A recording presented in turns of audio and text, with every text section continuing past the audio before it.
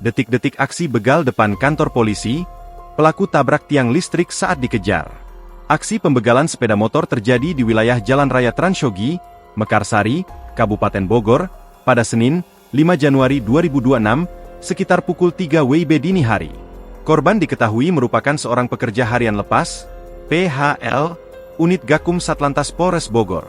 Berdasarkan keterangan korban, peristiwa bermula saat korban mengendarai sepeda motor Honda PCX dari rumah menuju kantor unit Laka Satlantas Polres Bogor. Saat hendak berbelok masuk ke area kantor, korban dipepet oleh para pelaku hingga terjatuh ke sisi kanan jalan.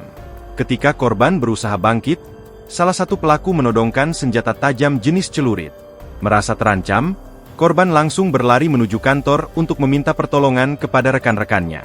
Mendengar kejadian tersebut, Aibtu Pempem Krisnandi, SE, bersama Muhammad Rifki dan Andika Dipayan segera keluar untuk membantu. Korban kemudian mengambil mobil dinas unit Laka dan melakukan pengejaran bersama Aibtu Pempem Krisnandi, SE. Saat dikejar, para pelaku mengalami kecelakaan dengan menabrak tiang listrik di sebelah kanan jalan, tepat di depan toko Royal Bangunan. Di lokasi kejadian, petugas menemukan satu bilah celurit di dekat sepeda motor Honda Beat yang digunakan pelaku. Anggota unit Gakum Satlantas Polres Bogor berhasil mengamankan 2 orang pelaku beserta barang bukti berupa 1 bilah celurit dan 1 unit sepeda motor. Kapolsek Cilengsi, Kompol Edison, langsung mendatangi lokasi kejadian dan mengamankan kedua pelaku serta barang bukti.